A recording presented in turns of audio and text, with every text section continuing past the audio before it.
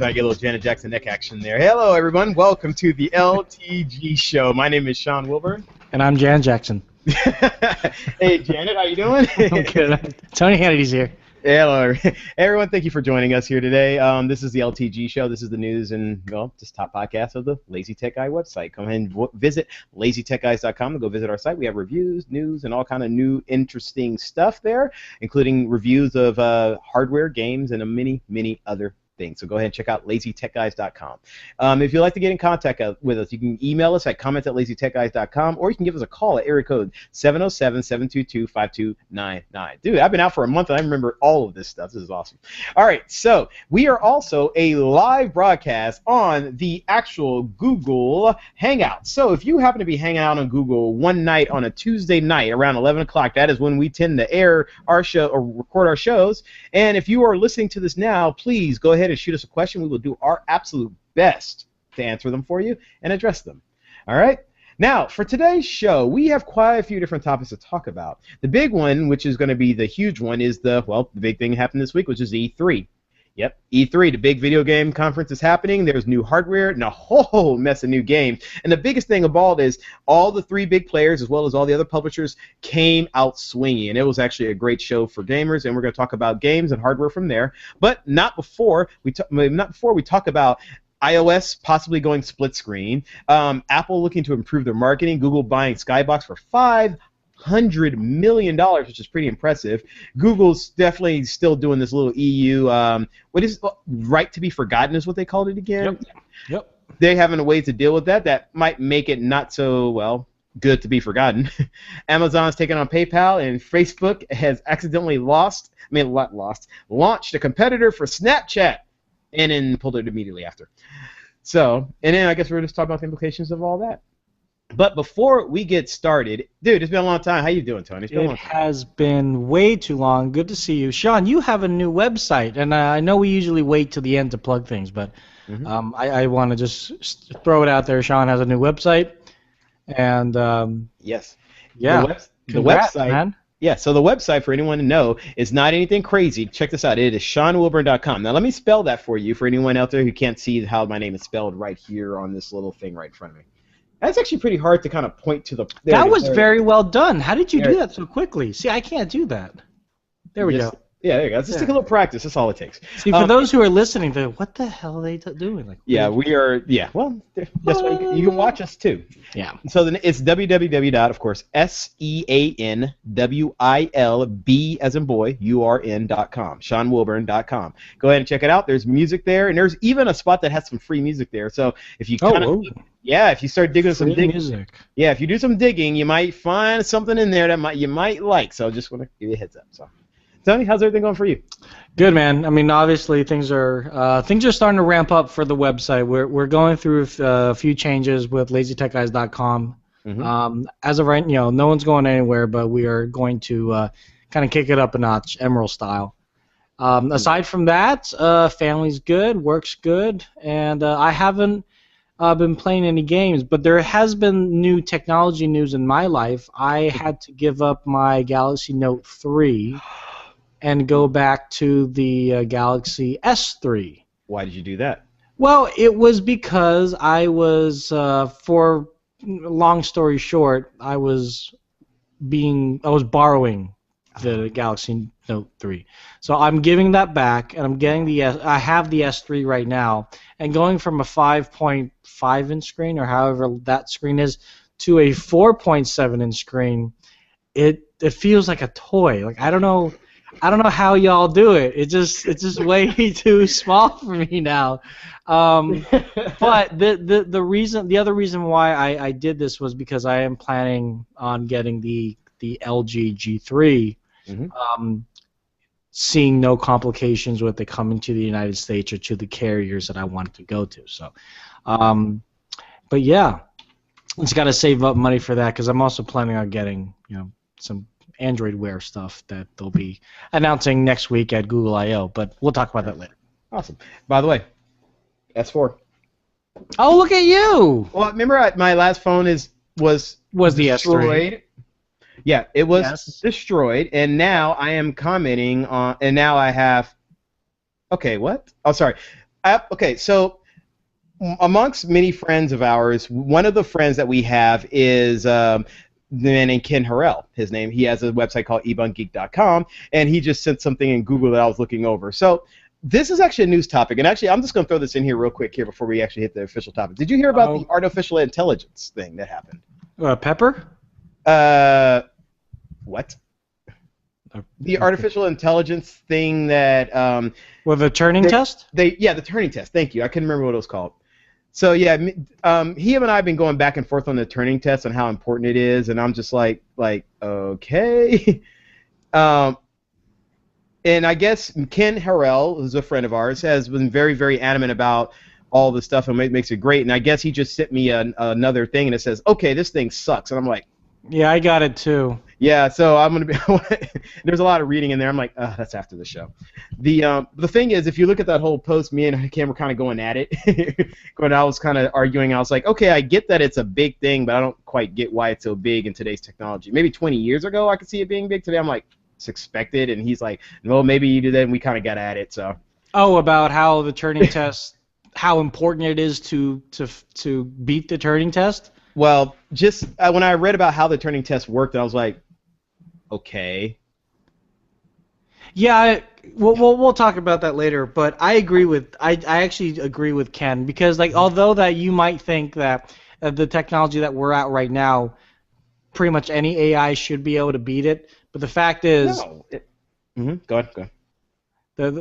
my opinion is on the matter is if we can get a computer to mimic what we feel that that humans are, we as the human race can be a little less daunted by talking to machines. Like even when I talk to Google, I feel like I'm talking to a computer. When I talk to Siri, I feel like I'm talking to a computer.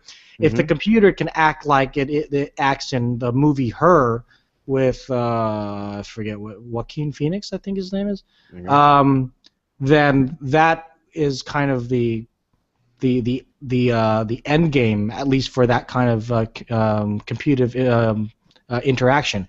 The computer that supposedly beat the Turing test over the weekend, I think that I don't want to say cheated, but they put so many parameters that made it seem like, okay, he's a 13-year-old boy, English is a second language, we'll give him the benefit of the doubt. Oh wait, he's a computer. It's like, well.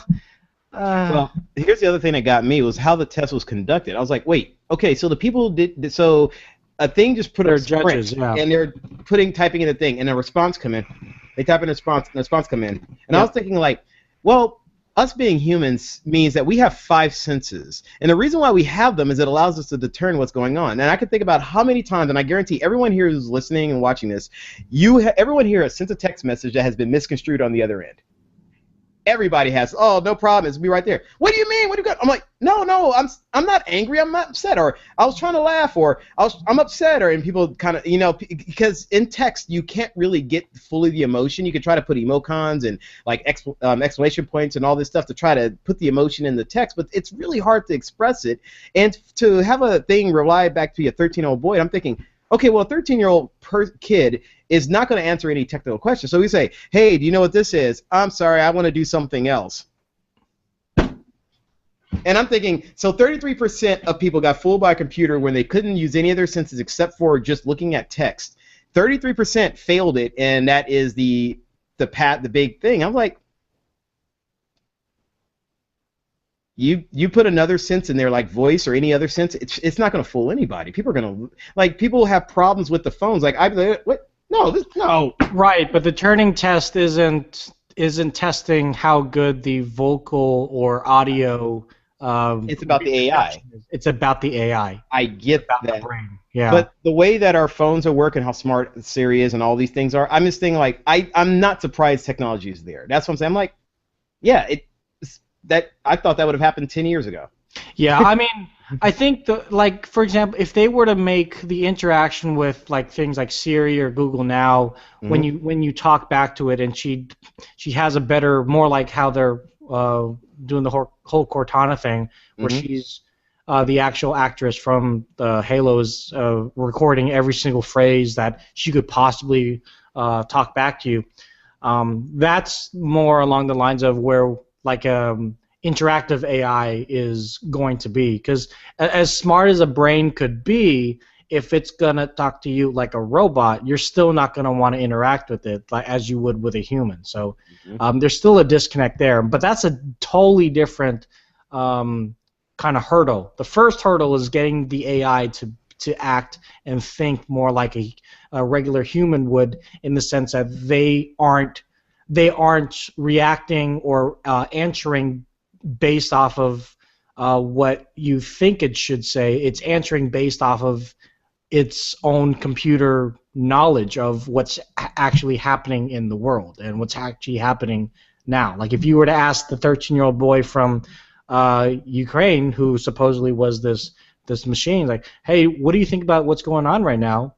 And if in your country, and if it were to be able to come up with a 13-year-old response, you might say, oh, okay, he doesn't really know what's going on, but he knows it's bad. But this particular machine was like, oh, I don't want to talk about that. I want to talk about Transformers or something like that. So that's kind of, anyway, that's my point. It's, I don't know. I just feel that to make this conclusion, to be this happy about these results, and this is all personal, just so you guys know, I picked that the test should be a little bit more stringent. But hey, they got the first one. I guess everybody's happy with that. We'll see. I don't know if they was happy about it though. I'm not happy about it. Ken was thrilled. Anyway, so I'll talk to Ken. Yeah, he seemed to be thrilled about it. And I was like, why? Who cares? When AI gets that smart, deal with it. And that means telemarketers are only going to be that much more annoying. That's what it tells me. Or those texts. Hey, why don't you text us a question at Amazon? I'm not going to be texting a real person. I'm going to be texting a freaking AI. That's what it tells me. That's going to drive me insane, and it means I'll never ever use it. But it won't, because you won't know the difference. That's the point. Yeah. iOS apps may run in split screen. iOS 8. In iOS 8. Now, you talked a little bit. Yeah, I'm just thinking, like, to me, about the other thing, I'm like, to me, it's like, and what? That's what it is to me. And I'm just like, well, we'll come back to it in about 10, 15 years and see how you feel about it. Well, I just told you my biggest thing about it is the fact that I thought it should have been there already. Remember, it's not that I don't believe in it and I don't think the technology is good. It's more like I'm just like, and what? That's it? That's all you got to say? All right, fine. So, anyway, iOS split screen. What's happening there, bro? Yeah, so essentially, iOS 8 is now available if you're a developer, so you can kind of test it out. And there's people have been on Google Plus and everything saying, oh, there's this bug and there's that bug. But what's really cool is that under the code, supposedly there are there's code within the code stating that there's going to be split screen capability where you can have half screen, quarter screen, third screen. This is very similar to what's available on Windows 8 right now, specifically on touchscreen tablets, where you can actually have on one side of it Netflix, and on the other side you could have like your Twitter feed or whatever else that you want to do alongside of watching your favorite TV show. There was a leak or rumor prior to WWDC that they would announce this at WWDC, but they did not announce this at WWDC.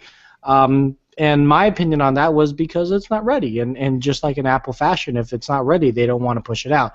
That's not always necessarily true. I know people can point at Apple Maps, for example, and a number of other products that they might have in the past. But I guess this particular product, it was just so skeleton where it was nowhere near anywhere that they felt comfortable of demoing. And currently, if you do download iOS 8, you can't even try it out. It's not even hidden in there to like unlock and try out. It's just like little fragments of the code. So, Sean, it's interesting because Windows has it, or Microsoft has it. When it comes to Android, you can download apps to do it, or you could get a Samsung device, and Samsung's TouchWiz allows you to do it with their multi-window. But Android as a whole does not have this. Right. So maybe in the future with Android 4.5 or whatever they're going to call it, maybe that they announce at Google I/O, they're going to officially say Android now officially supports this.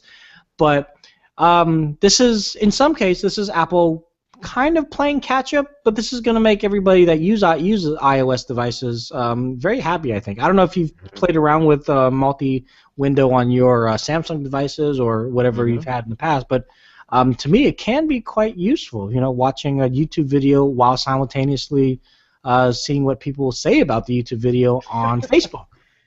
I have not. I've used it a little bit, but I haven't gotten too far into it. It seems to be a cool feature, but I actually just still turn mine off because I'm still a one app kind of guy. Yeah, I mean, the way they implement it on Samsung, if you guys don't know, there's a little tab that kind of pokes out on the side of the screen, and I actually turned that off as well, Sean, because I hit the tab sometimes by accident, and it becomes more of a nuisance than a useful tool. And then when I say, oh, I want to be able to go on Instagram and whatever else simultaneously, then I have to go into my settings menu and turn the tab back on, multi-windowed back on. So it's another extra step. It's available and it's useful, but it's like 3 extra steps to have to deal with, or it's a headache to have to deal with. On the Windows side, people are still, it's very easy to do, but people still aren't aware of it. Like when people buy Windows tablets and they come to me after the fact, I'll let them know, did you know your Windows tablet can do this? Like, no one ever showed me that. I'm like, I don't know why. That's like one of the biggest selling points, So another fact that Apple's supposedly going to do this, it's just going to really help their brand, the iOS brand, get back on par with the other competing operating systems are. Now, do you think? Okay, so I actually think it's a good idea. I'm with you on that. I think that by them putting in the ecosystem makes it pretty universal. I do think that because Samsung is probably the catalyst for this, and probably they looked at Microsoft realizing, oh crap, even they're doing it now.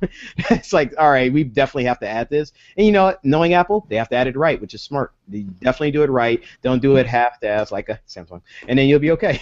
Yeah. There was actually a concept video that was put out maybe about 3 weeks ago that somebody did. It was a graphics engineer, and it was an interesting concept. Basically, you would go into the task manager of your iOS device, and you would have all the little thumbnails of all the applications that are open, and then with the little plus sign, you would basically choose which app that you want to work side by side with your adjoining app. So. Not a lot of gestures as it is on Windows, but more you just tap on the app, on the 2 or 3 apps that you want open at the same time. That's a good move. All right, but I don't know if that's what Apple's going to do. That's what just this concept artist thought that they might want to do.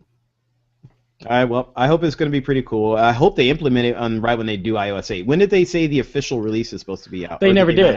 Okay. iOS 8 is going to release with the iPhone 6, and the iPhone 6 is going to release in like September, October. Yeah. So. All right, just a yearly thing.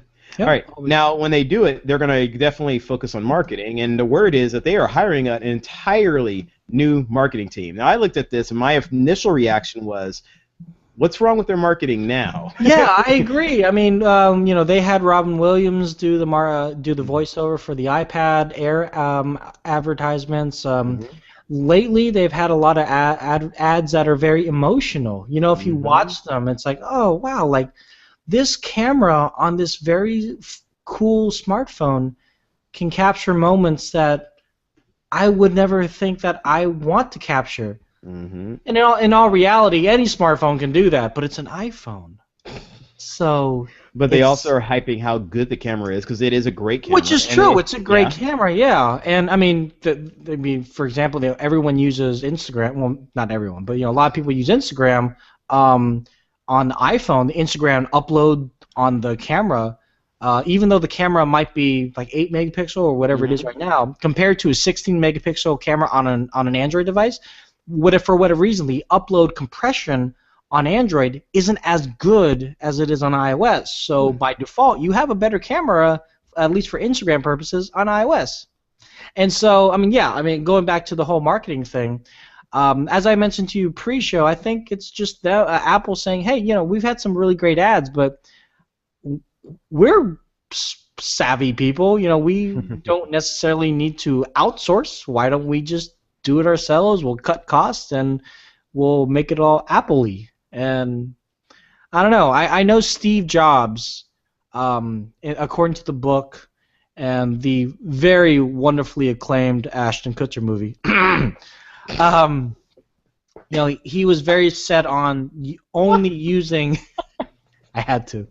He was set on only using one particular ad agency. Now, back then, yeah, Apple just wasn't equipped to build their own ads. They didn't have the advertising know-how and all that other stuff in their wheelhouse. Now they do. You know, now they're hiring people left and right, engineers, developers, and people that just have a very creative mind. I mean, if he could, I'm sure Sir Johnny Ive could create his own marketing campaign.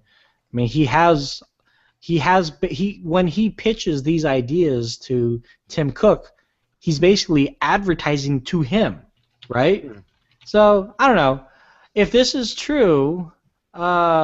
Well, it's true. It could. Well, that's why it's reported.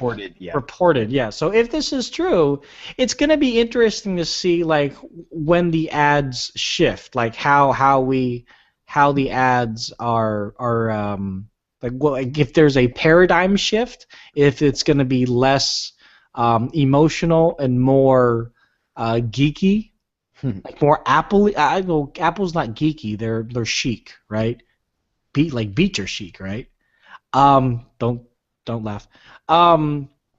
It's like being dashing, dude. Yeah, exactly. It's like I'm dashing, like. So yeah. Now, my question is though, they're calling it an internal ad agency, but do you ever think that is it too far out of the realm for Apple to say, hey, we do this pretty well. Let's open up to other people. Let's They'll also, obviously now they own Beats upon regulatory agreements, but so they'll do the Beats ads too. Yeah. Right. I mean, so they'll Appleize the Beats ads. They'll Appleize Beats music. I mean, what else could they Appleize and make it work? I don't know. The Mac. No, anyway, I don't know. So it's funny. Hey, I just sent you a link real fast. If you check the chat thing, it's funny. So yeah, I'm with you 100% on this one here. Unlike the IAI thing, I get it. But the funny thing about it, I actually saw an article in here that apparently The Verge were reported back in April. We're in May, June. Okay, we're a couple months ago, where the Phil Schiller, executive at Apple, was saying that the marketing was driving him. Samsung's marketing was driving him crazy, particularly the ones where the guys were standing out in line waiting. Yeah. Yeah. So I guess maybe this might be some of the reasons. Maybe they felt the marketing that they had, it was good and it's nice, but with their competitors being a little bit more aggressive, they feel they have to be a bit more aggressive, and there could be some of that in there. It's hard to say. Could be. Yeah. Yeah. So, but we'll see. I'm actually, like you, I'm curious about the transition. Like when they switch over from one to the other and this ad agency becomes official, are the ads going to stay the same because Apple had full control of them in the first place, or are they going to be completely different beasts? Who knows?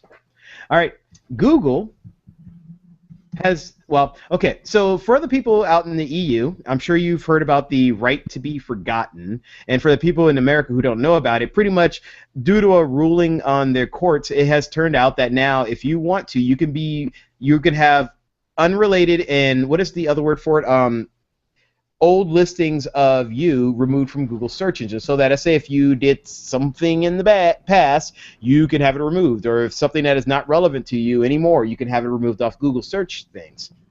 Now, a lot of people factor in that this is a way that criminals are going to be able to hide their past and things like that. Politicians will be able to hide the dirty deeds that they've done and other things like that. And even after the ruling came in, Google said they've immediately received 40,000 requests to erase personal content from their search results. Yeah, so Google, of course, isn't very happy with this, and I'm sure a lot of people is not very happy with this, but Google has decided to put something in there. It looks like that they're looking to find a way of implementing a way to tell people, hey, guess what? This person's search results have been modified, or this person has decided to have some information forgotten. Wow. So, do you considering the situation that Google's in, because they have to adhere to the laws in the EU of just like every other country? Do you think this is like a best case scenario, or do you think they're just kind of playing bad and they're just doing this kind of pouting, like, all right, fine, I'm gonna do this now? See, Google's whole thing is information should be available to everybody and anybody. And the fact that we being Google, the fact that we're being told by the government to allow certain pieces of information not to be searchable is, in a sense, lying. Hmm. And Google, uh, although that might seem a little hypocritical, although Google doesn't, you know, yeah, Google is all about privacy to a certain degree, but they also feel that certain things that are in the public domain should stay in the public domain. Part of this that kind of kicked this whole thing off was that there was an individual, I think he was in Spain, and he was, I think he just Googled himself, and he found an old house foreclosure listing that was like years ago. But to him, the fact that people could find out that he had his house foreclosured put him in somewhat of a bad light. Now, I don't know if that had any effect on his job, his livelihood, His credit. his credit. Maybe. I don't see. I don't see how. It's well, his Well, I credit. mean, I'm sure the banks already knew, right? Yeah, exactly. So But it's not really, like you get a it's loan. but it's what it comes down to is this guy said, I don't see why Google should even show this that I foreclose on my house because that no longer is relevant to where I am at today. So that is old and it should not be searchable. And I guess Google lost in the court of law in the European Union, and thus the right to be forgotten was born. So yeah, as Sean stated, you can go in there, and Google has very strict parameters, and they want everything about you. So much so that you need to also send in, or not fax in, but scan in a copy of not just either photo ID or another piece of identification that proves that you are the one requesting this link to be removed from Google search. So now when you search for Teddy Eisenhower, I don't know who he is, but let's just say that he robbed the bank in Brussels 20 years ago. Let's just say the statute of limitation now that he's done his due diligence, he's out, and he's a good guy now. He's got a family of 14, and he's the mayor of a small town. Now, if someone looks up Teddy Eisenhower, I forget his name. Teddy looks him up. It's like, oh, dude, you were a criminal 20, 30 years ago. You're no longer in. It's like, well, you're no longer in office. He loses his job, and he blames Google for that. You got to understand, Google isn't the internet.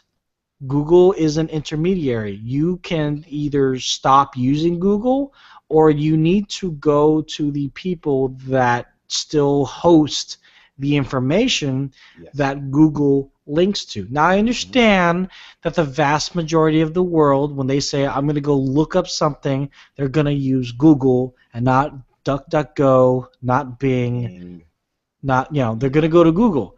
Fine.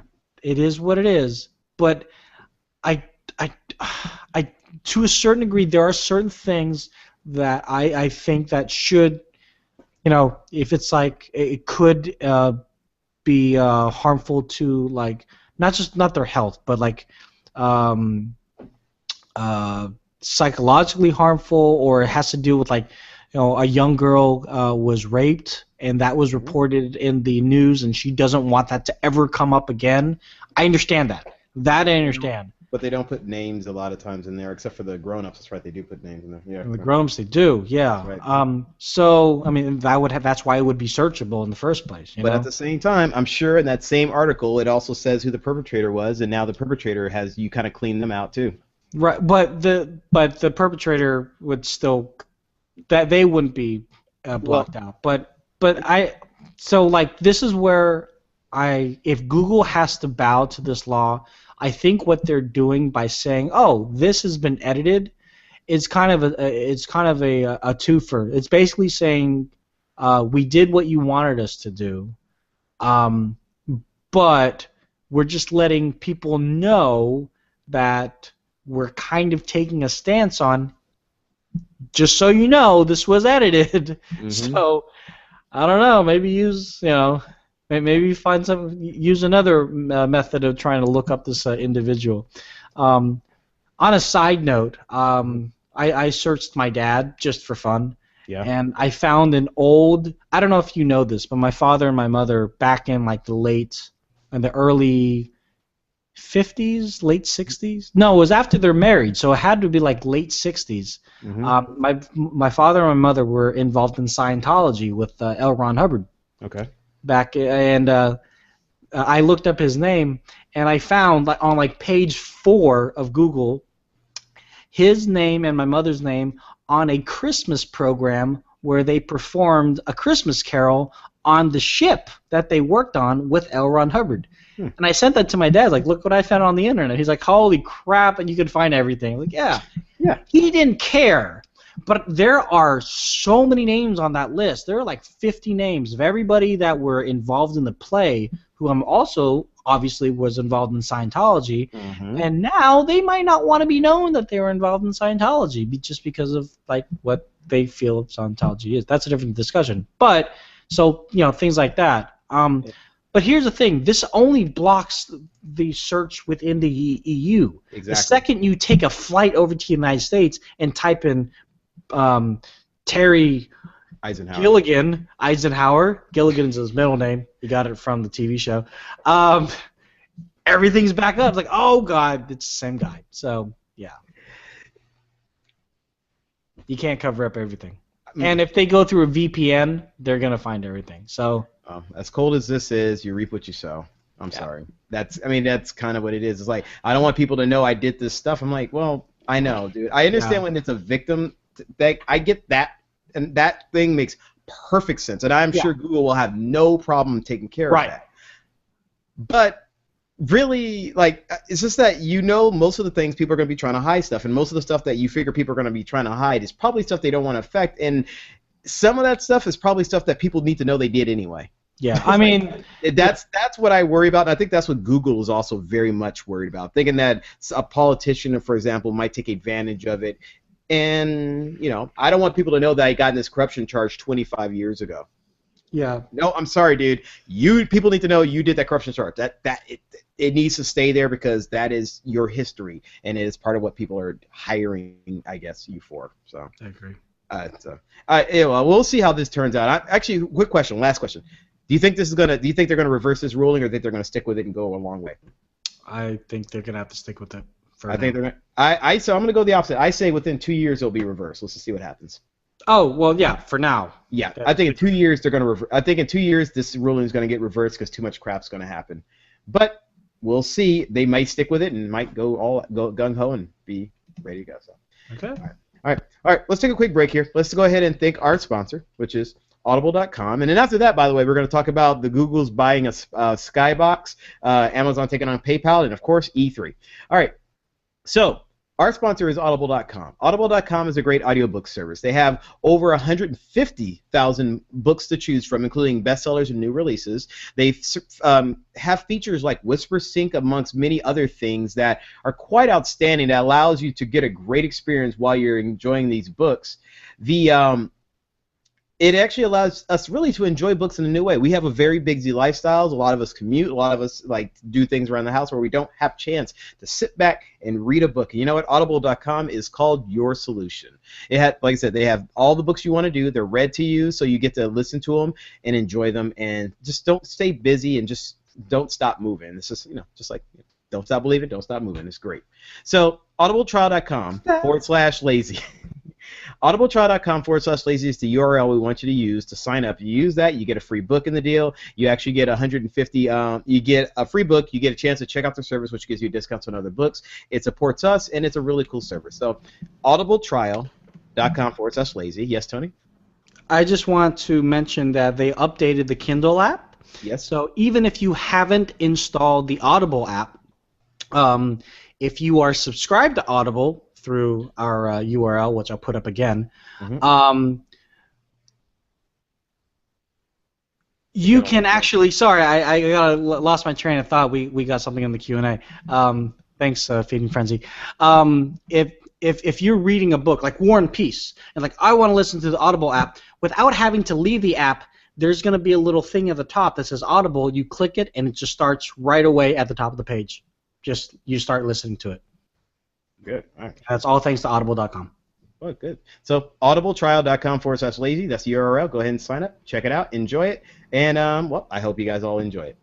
All right. So now let's get to the next topic. Google is buying Skybox for $500 million.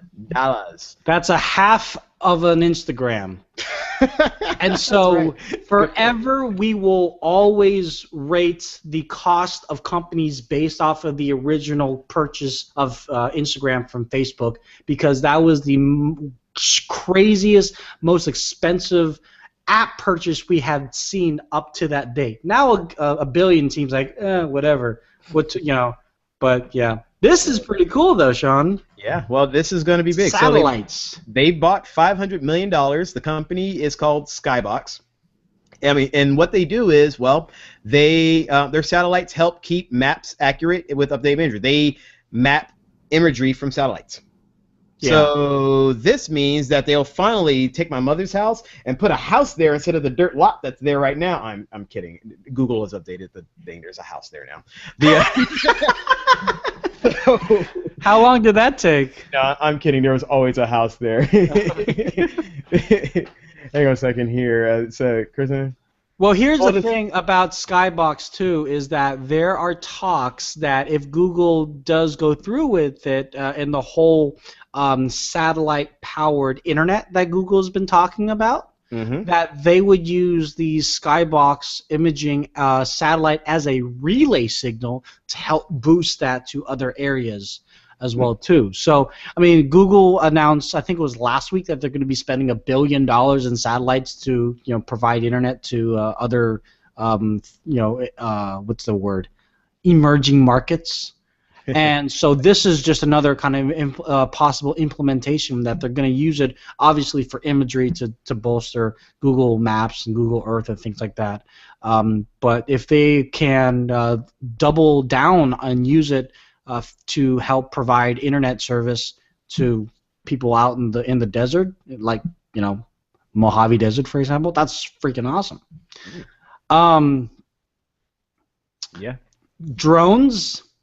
Balloons, satellites, we're getting closer, man. Hey, wait, real quick. Have you been watching 24, the new season? I don't have time. Well, I'll just say much.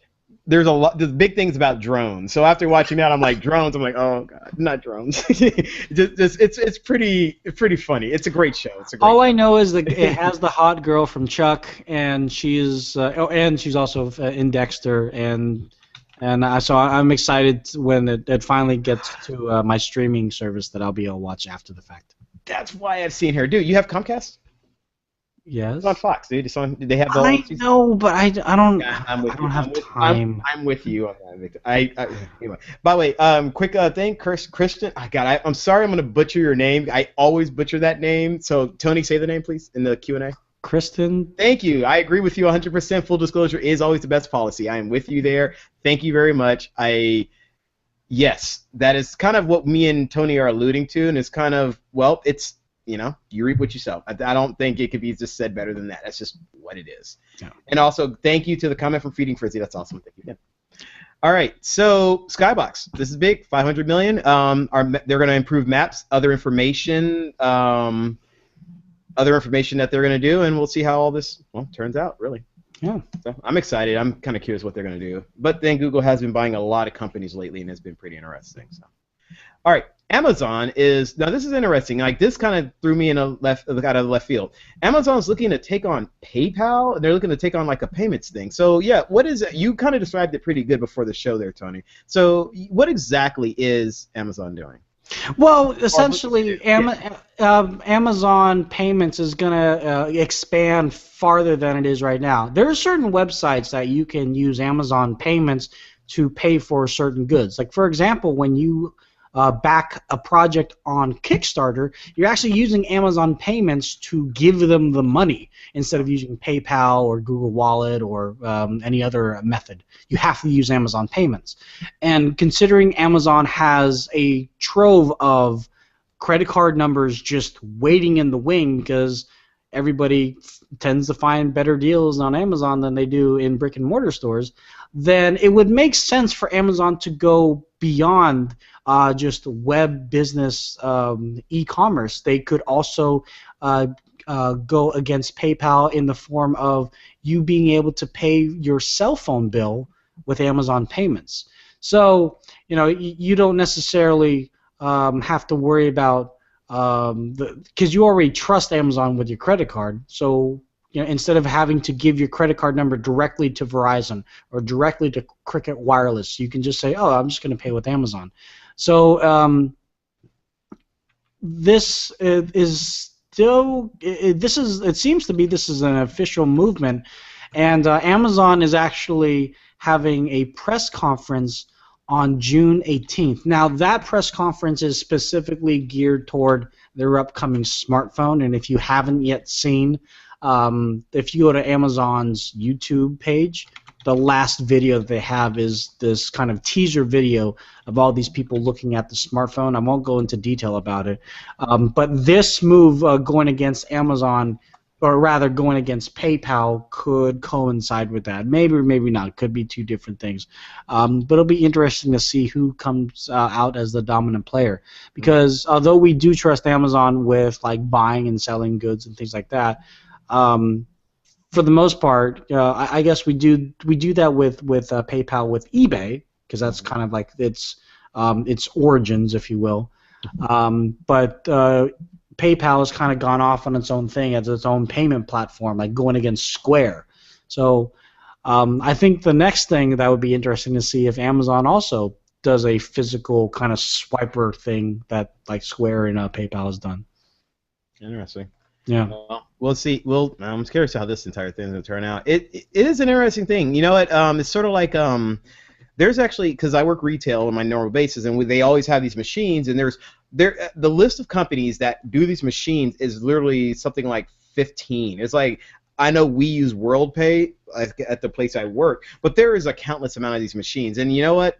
And of these services, and to have this service in the software world and the online world, that's just an opportunity that just needs to be addressed. Square is there, but they're not that big of a player. PayPal is the biggest player out there, and unfortunately Amazon is another big dog. So it's about to get interesting on what's happening in the backbone, yet most of us who are shopping aren't really going to notice the difference, believe it or not, because we're just going to give them the money and move on with our lives. Yeah, I mean, because like the future of payment also is mobile payment, and there's talks that Apple is also going to get into the mobile payment games, supposedly with the iPhone 6. Now, there's also been talks that they're actually finally going to embrace NFC.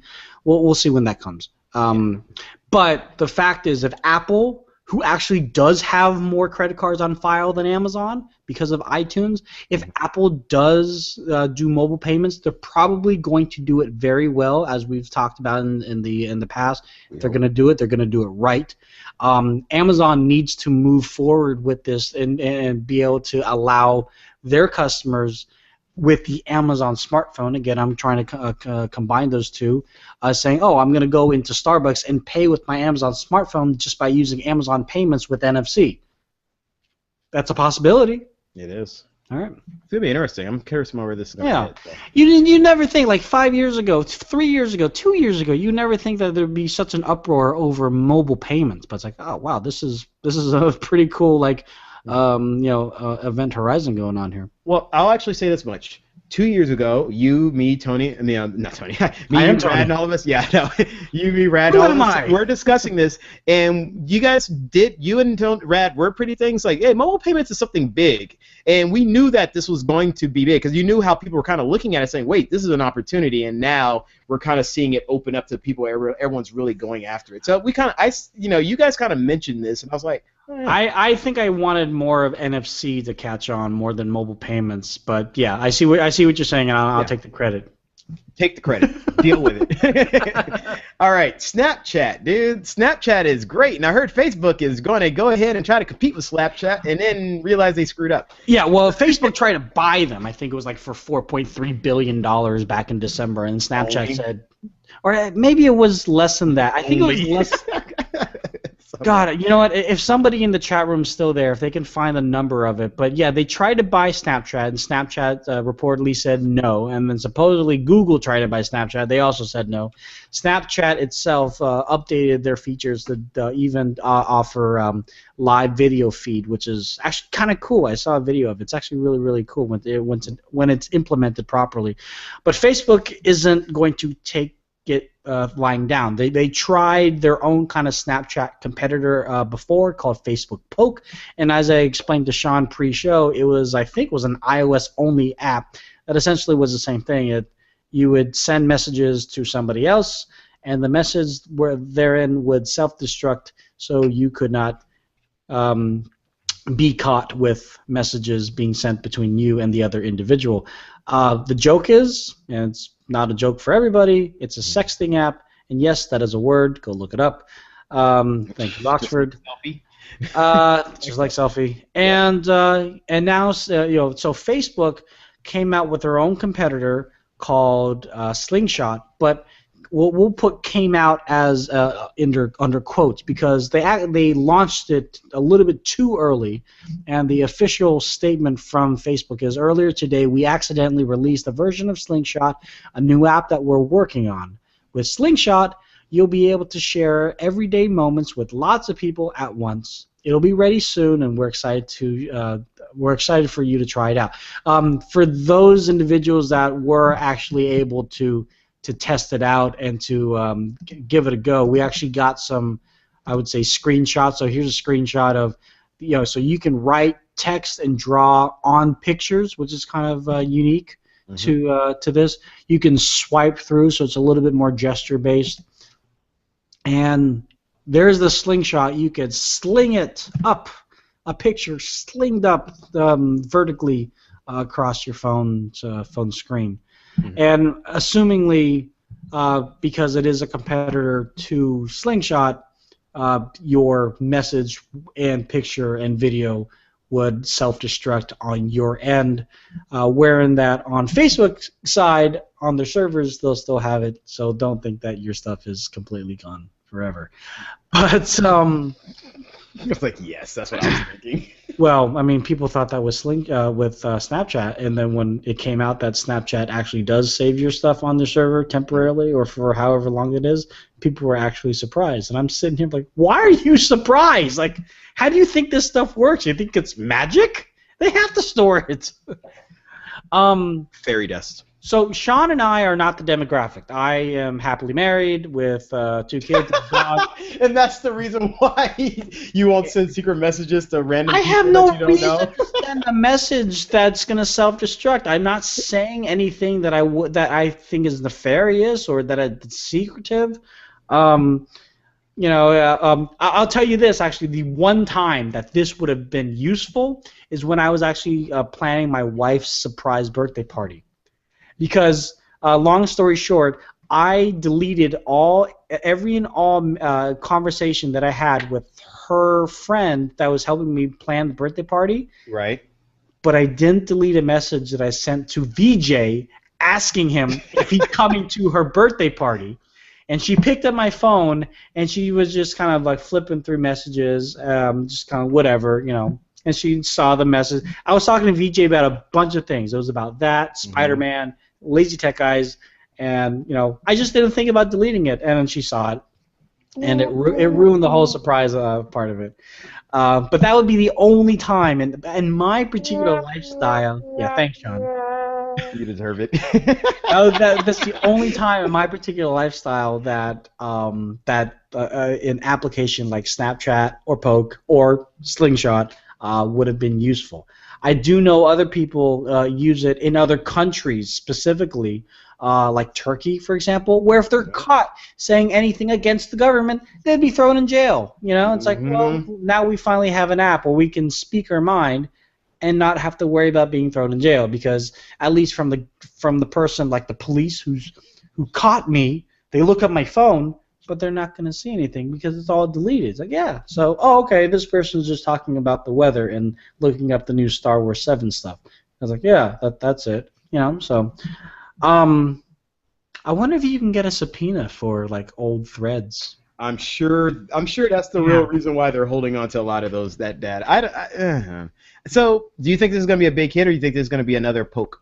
Oh, God. I mean, like, Facebook, like, when Facebook has their last few apps have actually been pretty good. Facebook Paper. How dare they?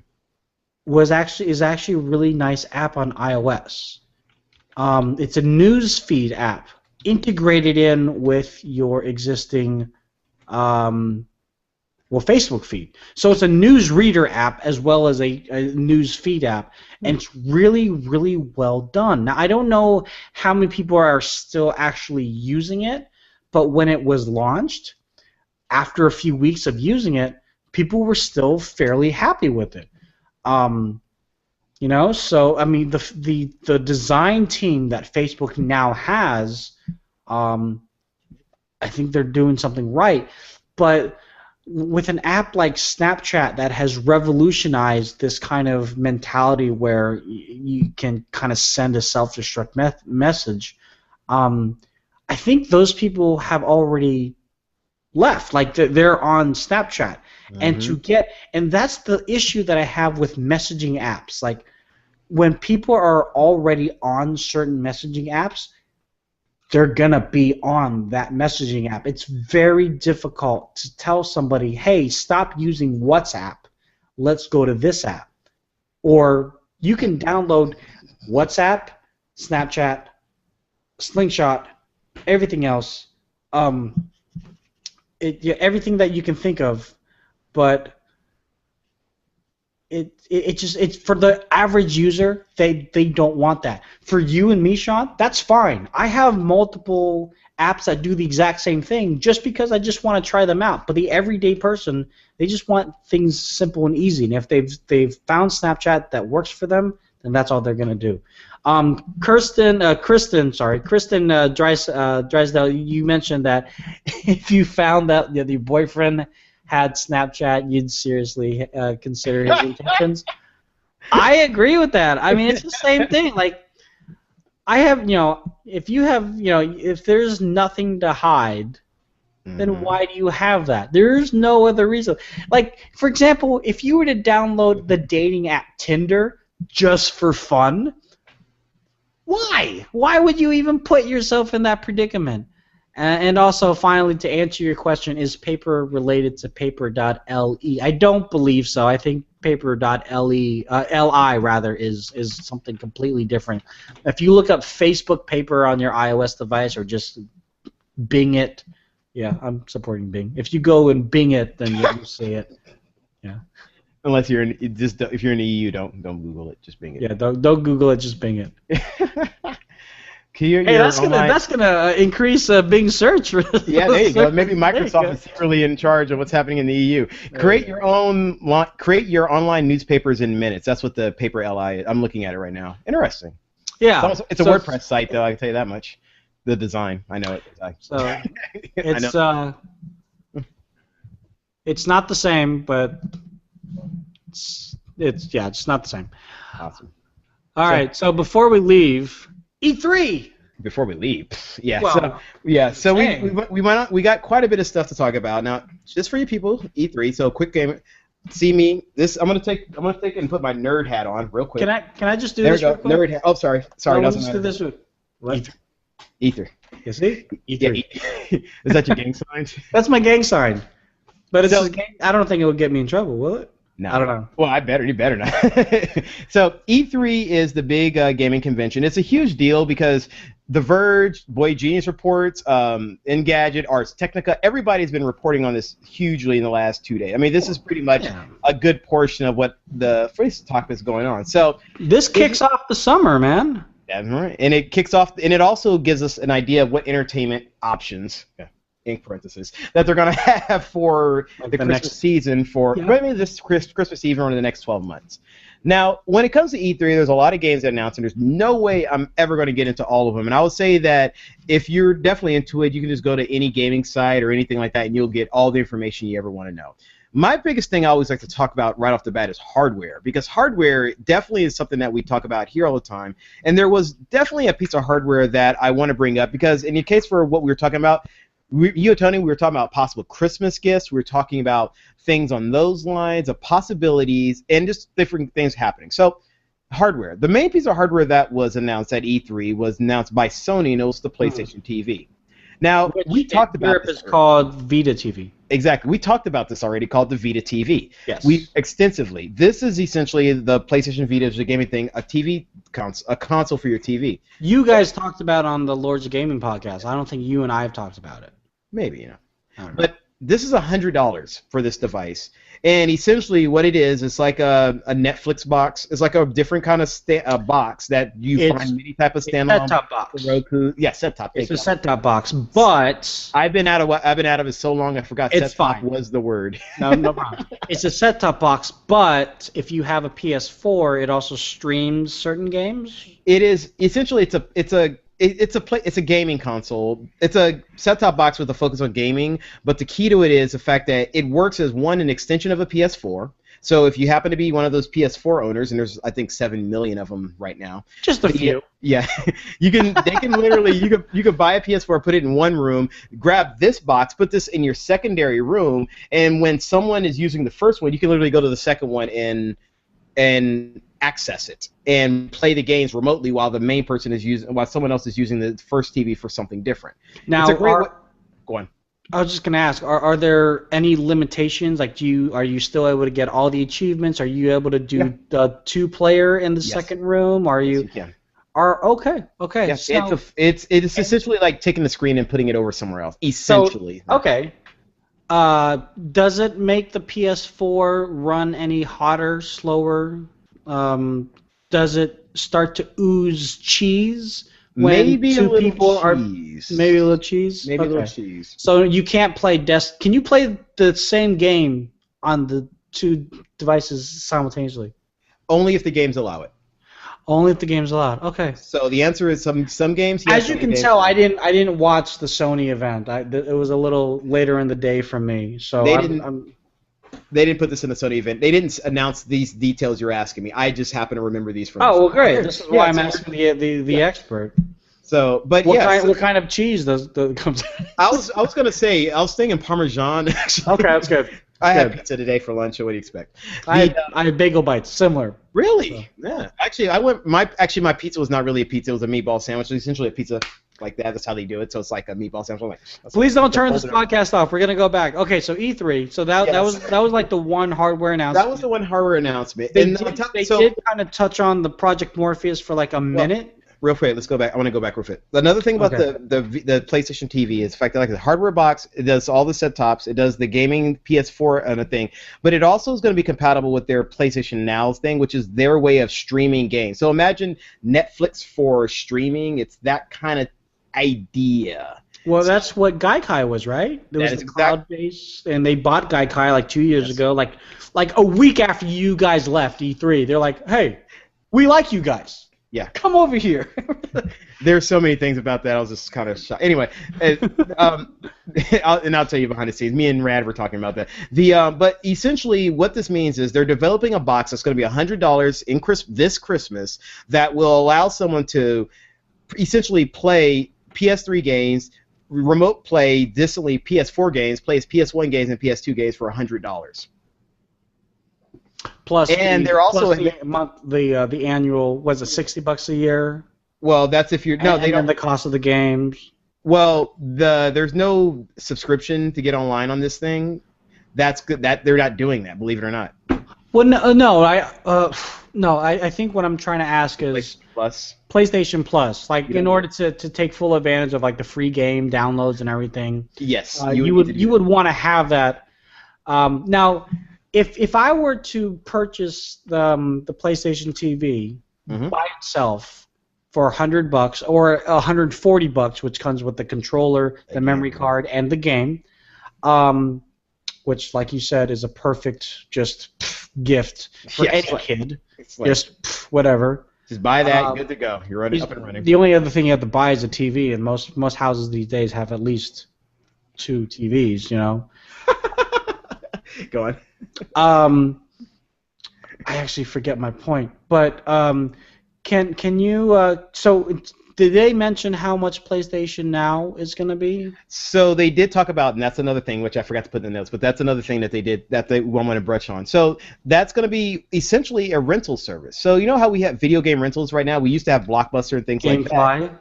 GameFly is a big one. So yeah, Sony is developing a way of bringing video game rentals directly on your console, so that if you wanted to play, in case here, Tony, you want to play The Last of Us, and you only have a weekend, you have a weekend off, and you want to play this game, you can literally rent it for a period of time, and you can enjoy it, and then you don't have to own it and all this stuff. So it's they're really doing some really interesting things as far as the digital goes, and that technology will be compatible with this new box. So I just think that they're trying to position and they're almost like they're trying to undercut like Microsoft and the Xbox 360, even undercut the PS3, which is a good move for financial reasons, and develop a box that they could hopefully just sell as a Christmas gift that people are willing to buy, or people who own PS4s would just buy as extension boxes. And I think it seems like they're doing pretty good with that. We're going to hopefully know more, and hopefully it's successful. We'll see what happens with there. But beyond that hardware, the other piece of hardware was announced by Nintendo. Now, we and I talked about Skylanders. A lot of people who have kids have Skylanders or are aware of what Skylanders is, or the Marvel. Was it Marvel Universe? Is the other one again? Disney Infinity. That's a Disney Infinity. Marvel Universe, Disney Infinity. Well, Marvel's in there somehow.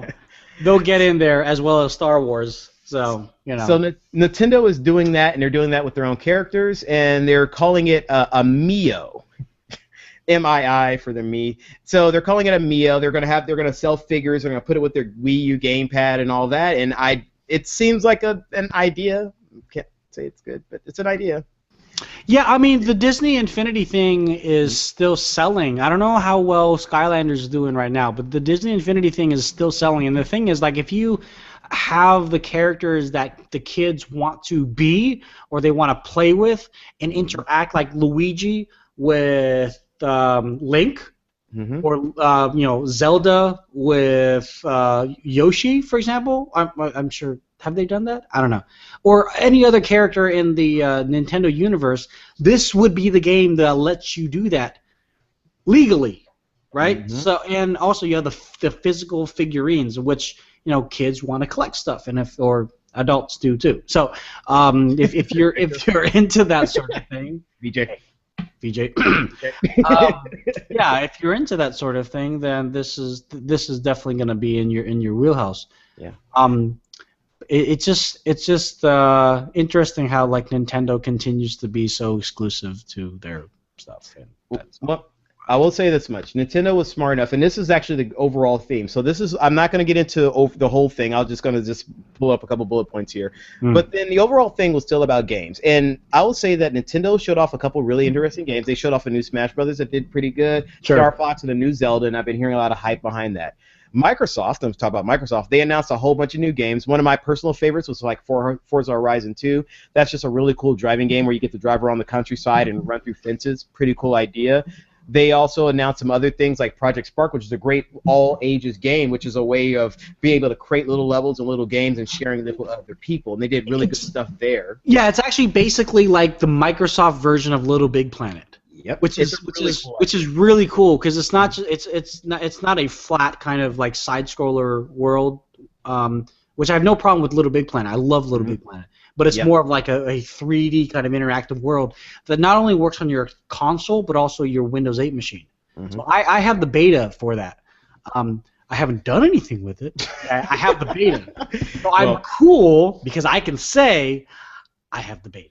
You know what? I have Little Big Planet also, and I have yet to create a level. All right. I played Little Big Planet once with my son. We had a lot of fun with that. Yeah. And so, it's definitely a fun game. I actually enjoy it. It's just the fact that I just don't get too deep. But anyway. So other things that were shown, Microsoft showed off a new Tomb Raider trailer. It was pretty cool. That's going to be all games. But I mean, all systems were really good. There was new stuff for The Division and other stuff like that.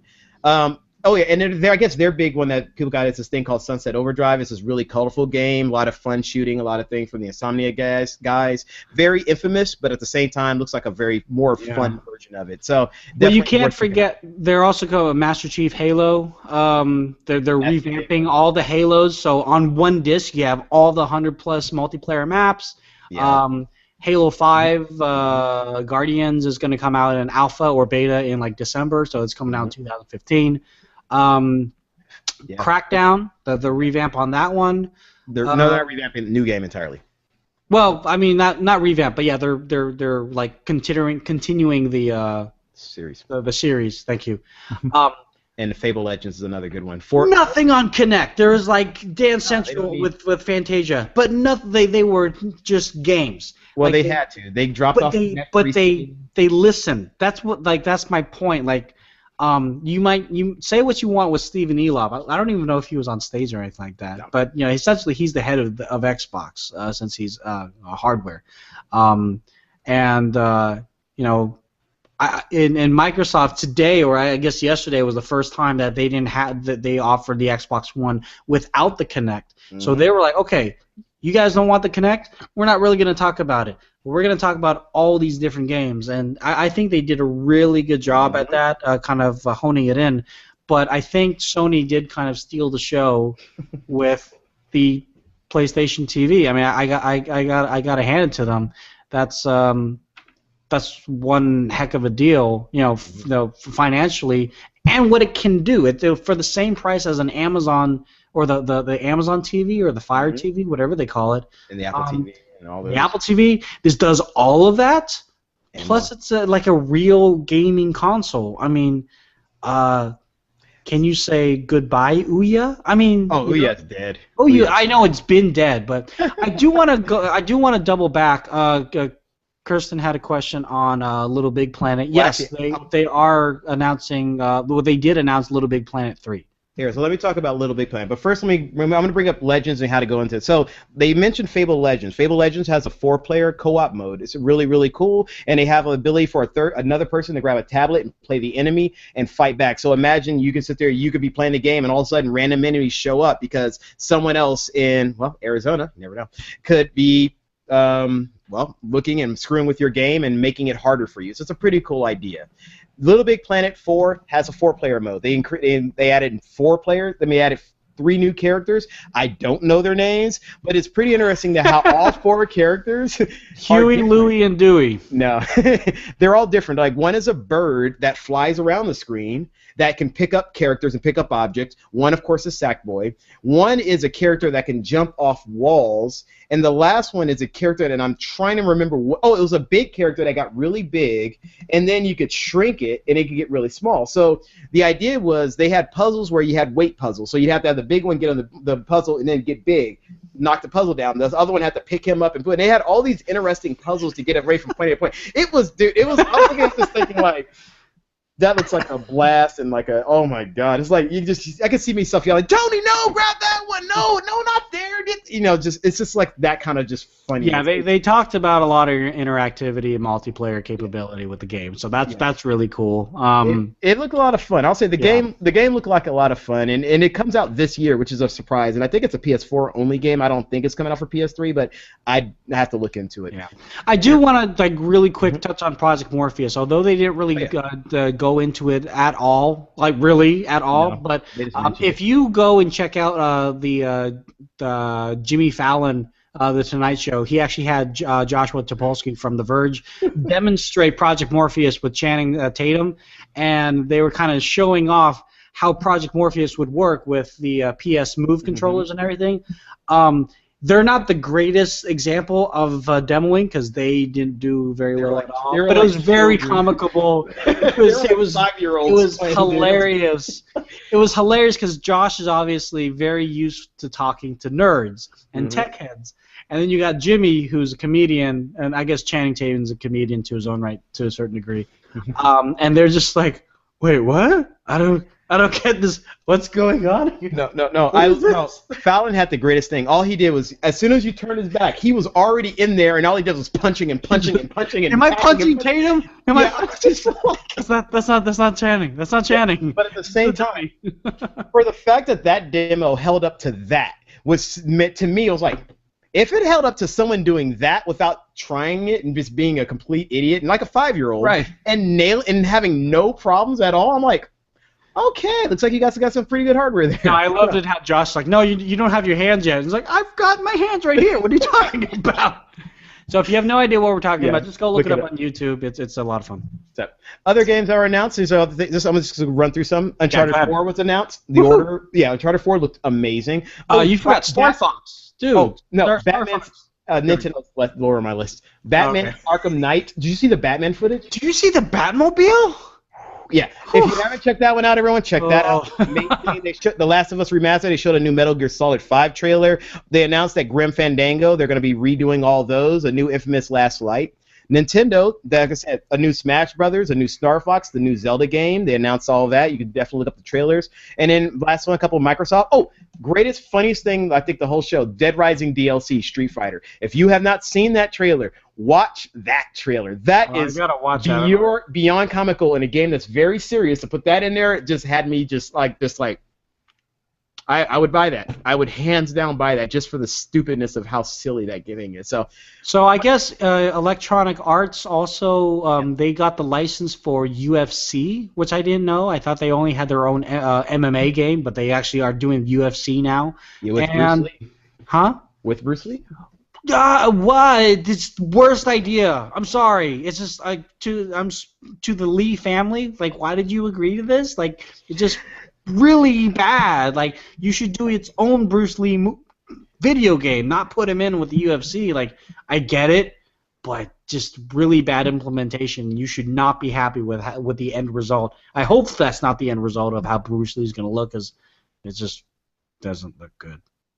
Well, I have my reservations about the game, but they've had the license. They've got it, the MMA, then they got the UFC license from somebody else when 2K went out, big blonde business thing, blah blah blah blah blah. Not Take-Two, sorry.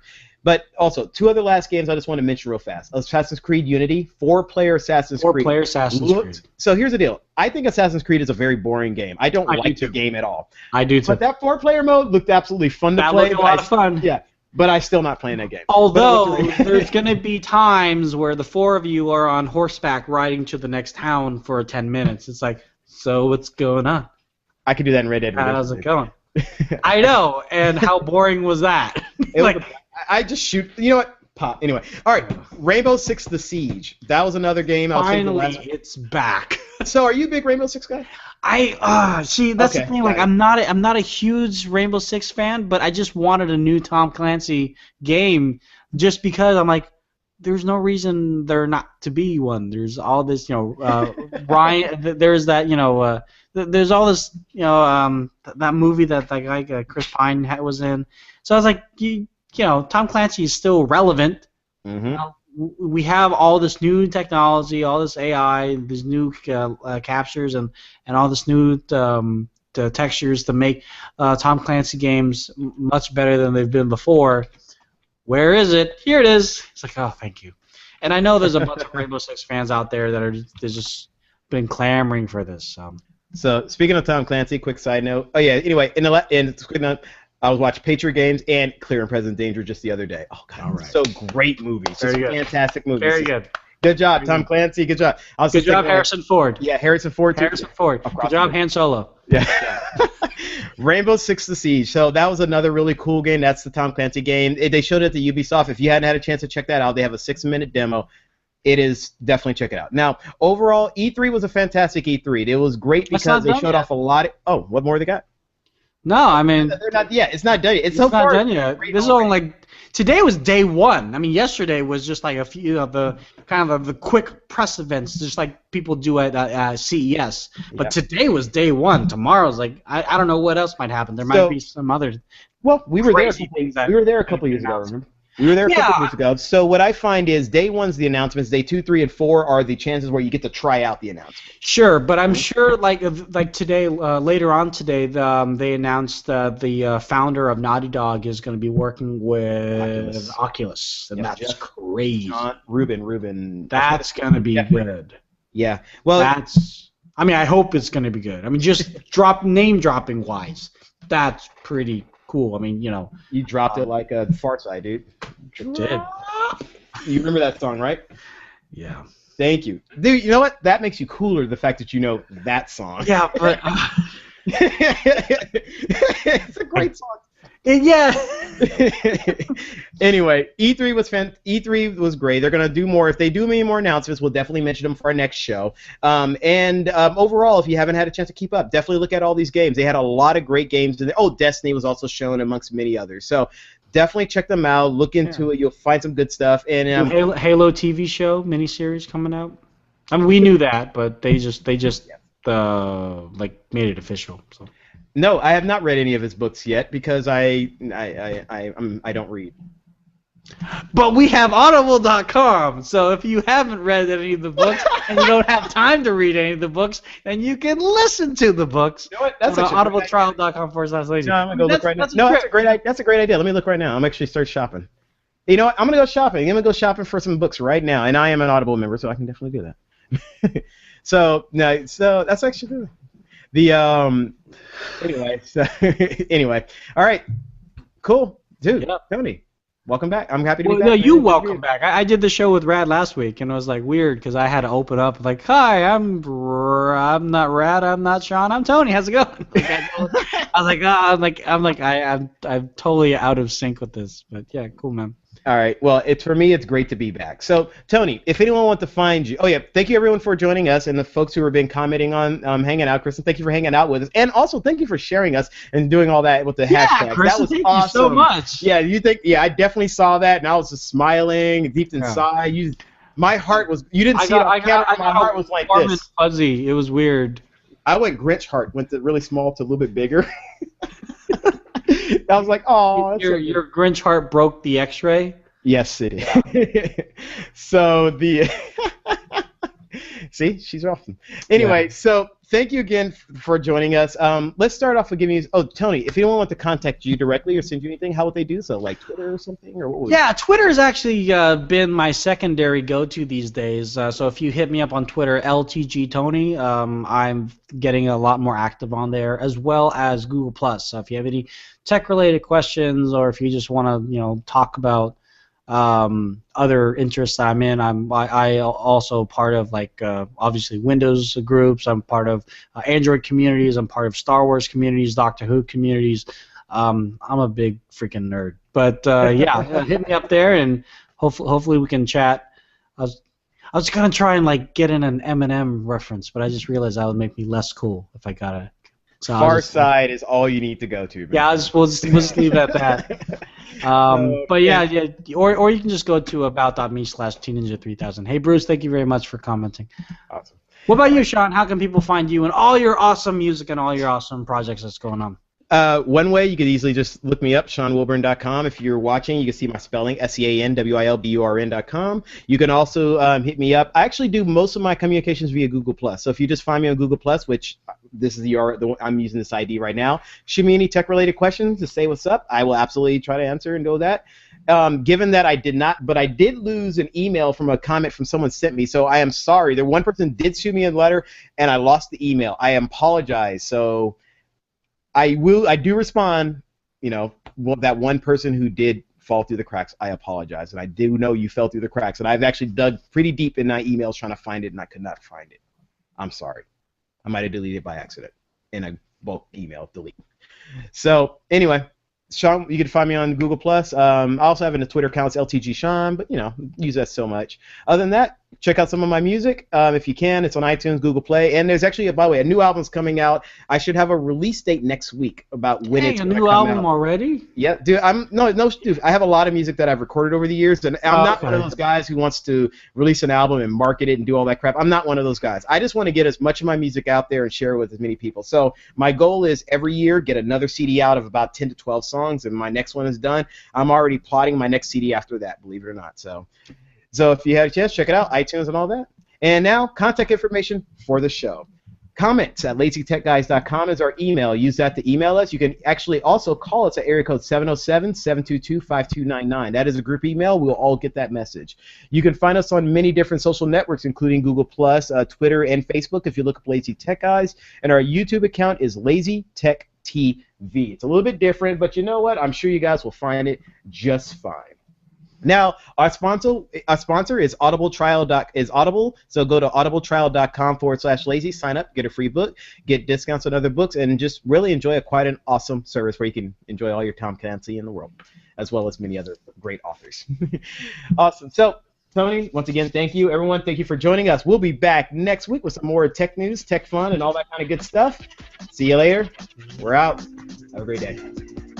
Peace.